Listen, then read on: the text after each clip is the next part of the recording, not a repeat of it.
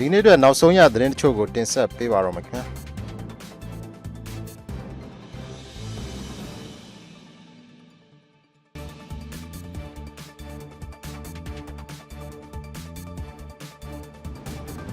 မြန်မာနိုင်ငံမှာလွှတ်တော်ကအတည်ပြုလိုက်တဲ့ဗုဒ္ဓဘာသာဝင်အမျိုးသမီးများထိမ်းမြားခြင်းဆိုင်ရာဥပဒေဟာခွဲခြားဆက်ဆံရာရောက်တဲ့အပြင်ဒီမိုကရေစီတိုးတက်မှုတွေကိုထိခိုက်လာမဲ့အန်ဒီရတွေရှိနေတယ်လို့ဥရောပသမဂ္ဂ EU ကမနေ့ကကြေညာချက်ထုတ်ပြန်ပြောကြားလိုက်ပါတယ်ဒီဥပဒေကြောင့်လူမျိုးရေးခွဲခြားမှုတွေပေါ်ပေါက်လာနိုင်ပြီးတော့အမျိုးသားပြည်လည်ရင်ကြားစေ့ရေးနဲ့ဒီမိုကရေစီလူ့ဘောင်စီကိုဦးတည်နေတဲ့ကြိုးပမ်းမှုတွေအတွက်လည်းအားနည်းသွားစေနိုင်တဲ့အကြောင်းဒီဥပဒေဟာဒီအမျိုးသမီးတွေကိုလည်းခွဲခြားဆက်ဆံရာရောက်တယ်လို့ဘာသာရေးရလူနည်းစုတွေနဲ့ဗုဒ္ဓဘာသာဝင်မဟုတ်တဲ့အမျိုးသားတွေပေါ်မှာလည်းခွဲခြားဆက်ဆံရာရောက်တယ်လို့ဥရောပသမဂ္ဂရဲ့ထုတ်ပြန်ချက်ထဲမှာဖော်ပြထားပါတယ်။ဒါ့အပြင်ဒီဥပဒေပြဋ္ဌာန်းလိုက်တာဟာနိုင်ငံတကာလူ့အခွင့်အရေးစံချိန်စံနှုန်းတွေကိုလည်းအတိမတ်မပြု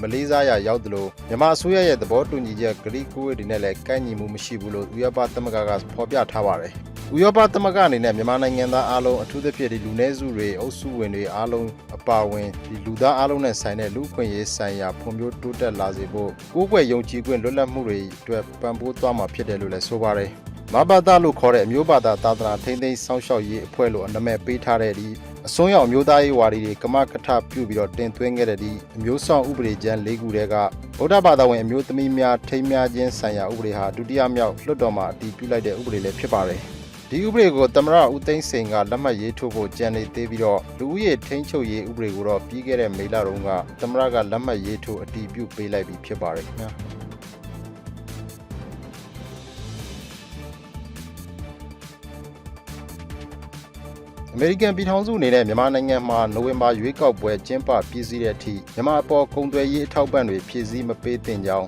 အမေရိကန်အထက်လွှတ်တော်မှာဩဇာကြီးမားတဲ့ Republican အမတ်Mitch McConnell ကမနေ့ကတိုက်တွန်းပြောဆိုလိုက်ပါတယ်။မြန်မာနိုင်ငံမှာစစ်အစိုးရလက်ထက်ကရေးဆွဲခဲ့တဲ့ဖွဲ့စည်းပုံအခြေခံဥပဒေမှာစစ်တပ်ကိုတစ်ချက်လို့ဗီဒီယိုအာဏာပေးထားတာဒေါ်အောင်ဆန်းစုကြည်ကိုသမ္မတမဖြစ်နိုင်အောင်တားဆီးထားတာစတဲ့အရေးကြီးတဲ့အချက်တချို့ပြင်ဆင်ရေးကိုလွှတ်တော်မှာပိတ်ဆို့ထားလိုက်တဲ့အပေါ် American လွှတ်တော်အမတ် Mitch McConnell ကမြန်မာနိုင်ငံဟာကိုစားပြုအစိုးရပိုးပြီးတော့ပြည်တလာမဲ့လမ်းကြောင်းကနေနောက်ကိုပြန်ဆုတ်သွားခဲ့ပြီးတော့ဝေဖန်ပြောကြားလိုက်ပါတယ်။အဲဒါကြောင့်ဒီကုံသွဲခွန်ကင်းလွတ်ခွင့်ပြုတဲ့ကုံသွဲရေးထောက်ပံ့မှုအစီအစဉ်ထဲမှာမြန်မာနိုင်ငံကိုထည့်သွင်းထားတာမျိုးပုံမှန်ဆက်ဆံရေးအဆင့်တွေကိုရွေးကောက်ပွဲပြီးတဲ့အထိဆိုင်းငံ့ထားတင်တယ်လို့ပြောဆိုလိုက်ပါတယ်။ဒါ့အပြင်အခြေခံဥပဒေမပြင်ဆင်နိုင်တာကြောင့်လာမယ့်ရွေးကောက်ပွဲဟာလွတ်လပ်ပြီးမျှတမှုရှိတဲ့ဆိုတော့ပြည်သူ့ဆန္ဒကိုထင်ဟပ်မှာတော့မဟုတ်ဘူးလို့ Republican အမတ် Mitch McConnell ကပြောပါတယ်။ဒီတော့တွင်းမှာပဲအမေရိကန်နိုင်ငံသားရေးဌာနပြောခွင့်ရပုဂ္ဂိုလ် Mark Toner ကမြန်မာနိုင်ငံမှာပါတီစုံဒီမိုကရေစီအထွေထွေရွေးကောက်ပွဲတွေကိုနိုဝင်ဘာလ10ရက်နေ့မှာကျင်းပမှာဖြစ်ကြောင်းပြည်ထောင်စုရွေးကောက်ပွဲကော်မရှင်ကကြေညာလိုက်တဲ့အပေါ်မှာလည်းကြိုဆိုတယ်လို့ဒီပုံမှန်သတင်းစာရှင်းလင်းပွဲမှာပြောကြားခဲ့ပါတယ်။အားလုံးပါဝင်နိုင်ပြီးတော့ထင်သာမြင်သာရှိတဲ့ရွေးကောက်ပွဲဖြစ်အောင်ပြည်ထောင်စုရွေးကောက်ပွဲကော်မရှင်အပါအဝင်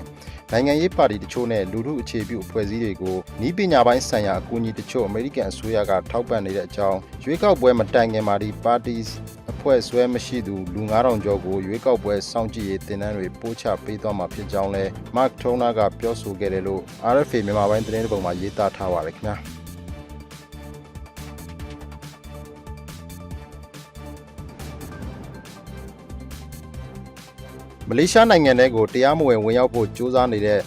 မြန်မာနိုင်ငံကရွှေပြောင်းဝင်ရောက်သူ22ဦးကိုမလေးရှားထိုင်းနယ်စပ်ကချူပင်းဒေသကကြံငင်းတစ်ခုမှာဖမ်းဆီးရမိခဲ့တယ်လို့မလေးရှားနိုင်ငံထုတ်ပနားမားသတင်းမှာဖော်ပြပါတယ်။အဲ့ဒီတရားမဝင်ရွှေပြောင်းဝင်ရောက်လာသူမြန်မာနိုင်ငံသား22ဦးထဲမှာအမျိုးသမီးတဦးပါဝင်ပြီးတော့အသက်16နှစ်ကနေ38နှစ်ကြားရှိသူတွေဖြစ်တဲ့အကြောင်းသူတို့ကိုမလေးရှားထိုင်းနှစ်နိုင်ငံနယ်စပ်စီယိုအနီး3ကီလိုမီတာအကွာမှာမနက်4နာရီခွဲအချိန်မှာဖမ်းမိခဲ့တာဖြစ်တဲ့အကြောင်းပါလစ်ပြည်နယ်လူမောင်ခိုတိုက်ဖြတ်ရေးဌာနအကြီးအကဲအရာရှိဆယက်ဘာစရီဆယက်အလီကပြောပါတယ်သူတို့တွေကိုဖမ်းမိတဲ့အချိန်မှာသူတို့ဟာအုပ်စုတစုတည်းဖြစ်ပြီးတော့ဒီပွဲစားတွေကသူတို့ကိုကွာလာလမ်ပူနဲ့ပီနန်မြို့တွေကို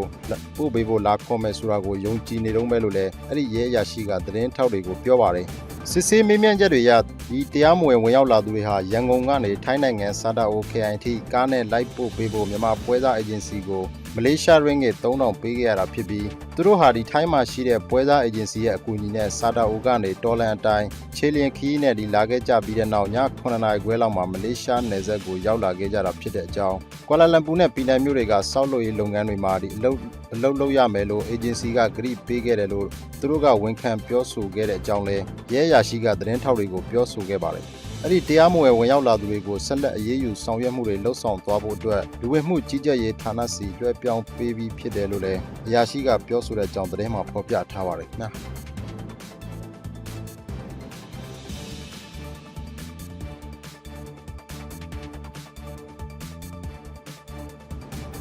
မလေးရှားနိုင်ငံရဲ့လူကုန်ကူးမှုအဆင့်အတန်းသတ်မှတ်ချက်နဲ့ပတ်သက်ပြီးတော့အဆင့်အမြင့်ပြောင်းလဲသတ်မှတ်ပေးသွားမှာဖြစ်တယ်လို့အမေရိကန်နိုင်ငံသားရေးဌာနကပြောဆိုလိုက်ပါတယ်။လူ့အခွင့်အရေးလှုပ်ရှားသူတွေနိုင်ငံရေးသမားတွေရဲ့အစီရင်ခံစာတွေပေါ်အခြေခံပြီးတော့ဒီလိုပြောင်းလဲဖို့စီစဉ်ခဲ့တာလည်းဖြစ်ပါတယ်။အမေရိကန်နိုင်ငံသားရေးဌာနကလာမယ့်သတင်းပတ်မှာထုတ်ပြန်ဖို့ရှိနေတဲ့ဒီလူမောင်ကိုကူးမှုနှစ်ပတ်လည်အစီရင်ခံစာမှာမလေးရှားရဲ့အခြေအနေကိုအဆင့်မြင့်ပေးသွားမယ်လို့အမည်မဖော်လိုတဲ့အစိုးရအရာရှိတွေကသတင်းထောက်တွေကိုပြောဆိုတဲ့အကြောင်းသတင်းတွေမှာဖော်ပြပါတယ်။လွန်ခဲ့တဲ့နှစ်ကထုတ်ပြန်ခဲ့တဲ့လူမှောင်ခိုကူးမှုနဲ့ပတ်သက်တဲ့အမေရိကန်ရဲ့အစီရင်ခံစာမှာတော့မလေးရှားနိုင်ငံကို